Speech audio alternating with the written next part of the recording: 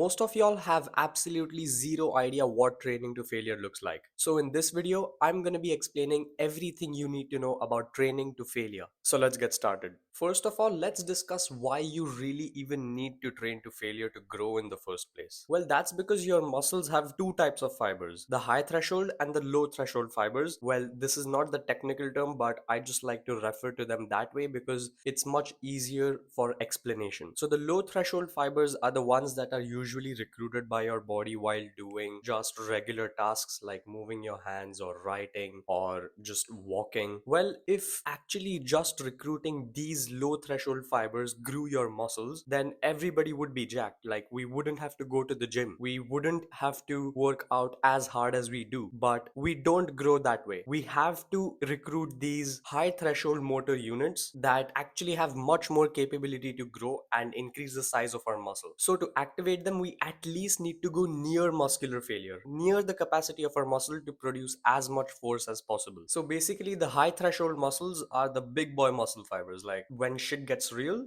these are the boys that are going to come to help you. So you need to regularly keep activating them in order to grow them bigger and stronger. And this basic reason is also why progressive overload only works when you push near your muscular limit. Because think about it this way, suppose you do one push-up today and then you do two push-ups tomorrow and then you do three push-ups tomorrow. Well, technically you're progressively overloading your body every single day, but are you growing any meaningful muscle? Absolutely not, because you're way more capable than doing just one, two, or three push-ups. But now if I say the same thing for 50 push-ups a day, then the next day if you're going to do 51, the day after you'll do 52, then that's a whole different thing, because by the time you're reaching 50 push-ups, you're at least near muscular failure. Well, that also depends on how strong you are. For me, I can hardly do like 5 push-ups because I'm like super weak, and like I've got literally no muscle mass on me.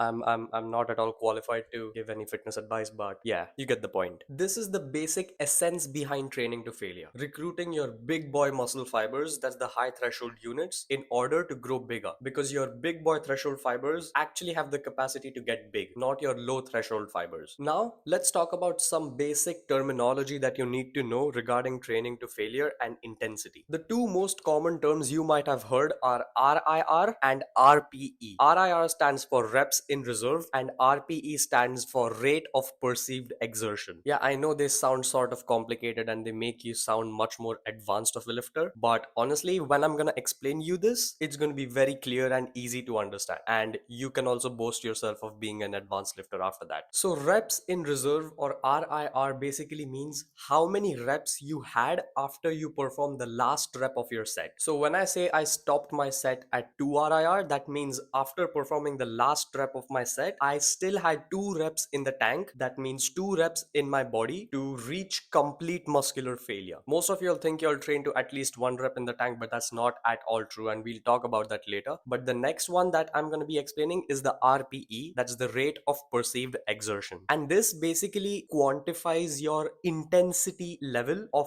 the last rep of your set. Now, quantifies the intensity level of the last rep of your set. What does this mean? Let me give you an example. Imagine you're doing bicep curls with a 10 kg dumbbell and you do about 15 reps, and your last rep sort of looks like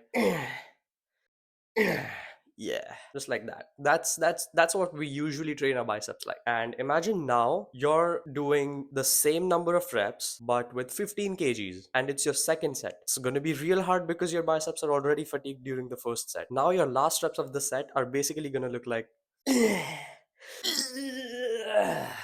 just like that. You get the point? So the first set was about 7 RPE. Like, the intensity level was about 7 out of 10. And the second set, the RPE was about 9, or maybe 9.5, because you literally gave it everything you had in your body. Like, the intensity was 9.5 out of 10. That's what RPE means, rate of perceived exertion. Now you might think that usually 0 RIR, that means taking your set to the point where you cannot do another rep, that means you had like 0 reps in reserve, is usually going to be 10 RPE. That means the last rep's intensity is always going to be 10 under 10. Let me tell you, this is a major misconception and this is not the case. A set taken to 0 RIR can still be about 8 RPE or 9 RPE. It doesn't doesn't necessarily need to be 10 RPE, but a set taken to 10 RPE will always be 0 RIR. Think about it this way. Suppose you're training your chest during a chest press. Usually your last rep doesn't look like that. It doesn't usually look like that. Your last rep is usually going to look like that.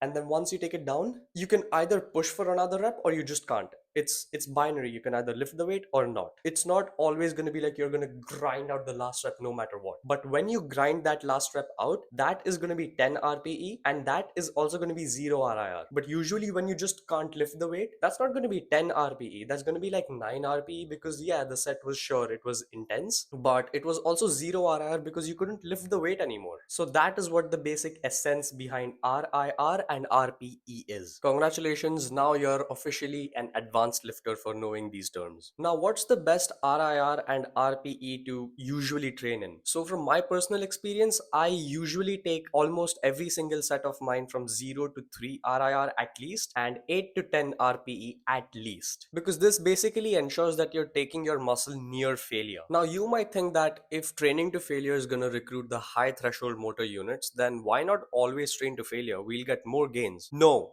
brother, no. I've made the same mistake and I do not want you to go down that road. Think about it this way. If you're always going to take every single set of yours to failure, when do you know you need to increase the weight, or when do you know you need to increase the reps? Like, how are you going to progressively overload? So training to failure and taking every single set of yours to 0 RIR is basically making it very difficult for you to track your own progress. Plus, to stay in a good enough rep range, you need to keep changing your weights in between sets, and that takes a hell lot of time. Especially if you're in a gym like mine at the peak hour when middle-aged ladies are doing RDLs in the middle of the gym with dumbbells, you're not gonna find dumbbells soon. Plus, training to failure is like very sensitive to lifestyle factors like stress or lack of sleep or carbohydrate intake, because some days you might end up lifting lesser than last time and some days you might end up lifting more than last time. So it becomes really difficult for you to know if you're growing any muscle, or is it just because of the extra carbohydrate intake, or is your lesser reps just because of lack of sleep, because of the stress that you took in your uni or college or due to your exams or whatever. It's very sensitive to those lifestyle factors. That again makes it very difficult for you to track the entire progress, because it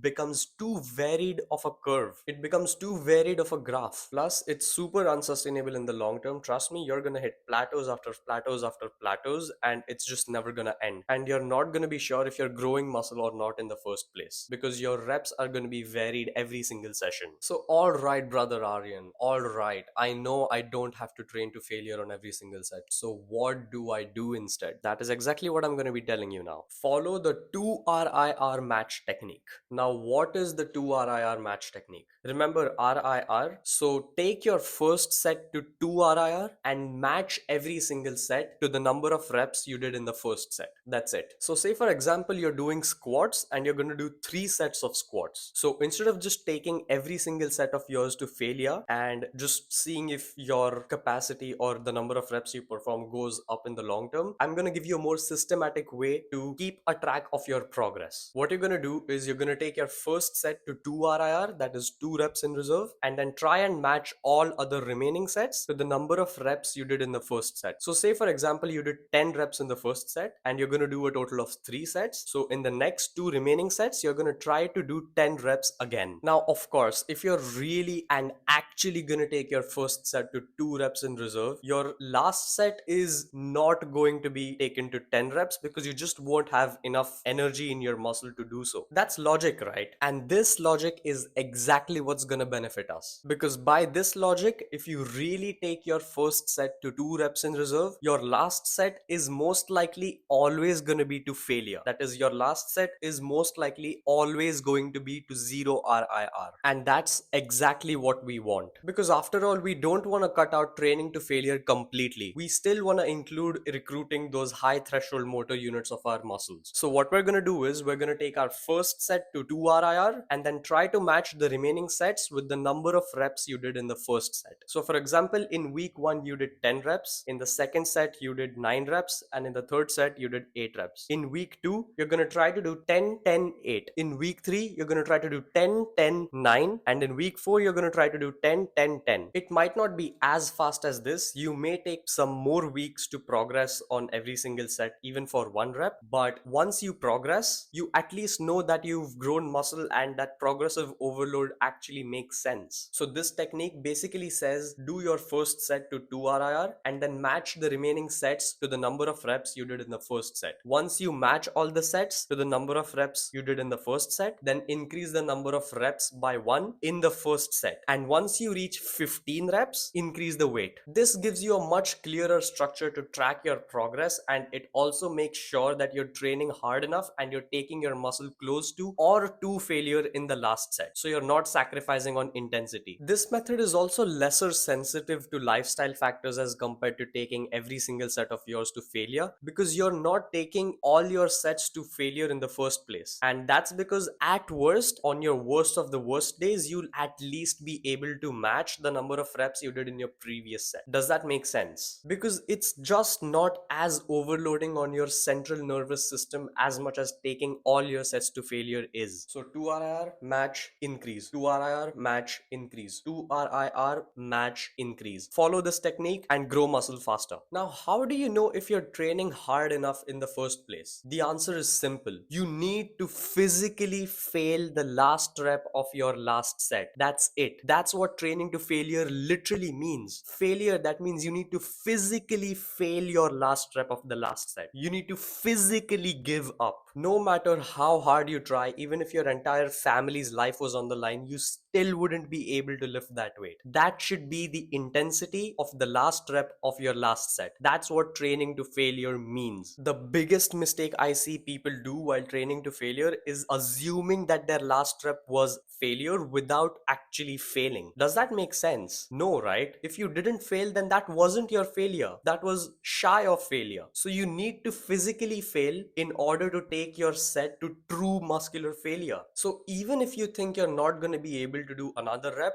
go for it. You're not going to die. Try doing another rep. Who knows, you probably will get it. If you want to learn how to lose fat effectively and stay lean forever for less than what you spend at McDonald's in a day, then the link for this fat loss guide is going to be in the description box below. Invest in your health instead. This was it for training to failure. I hope you enjoyed the video and found it helpful. Like, share, subscribe, comment, whatever for the YouTube algorithm, and I will see you in the next one.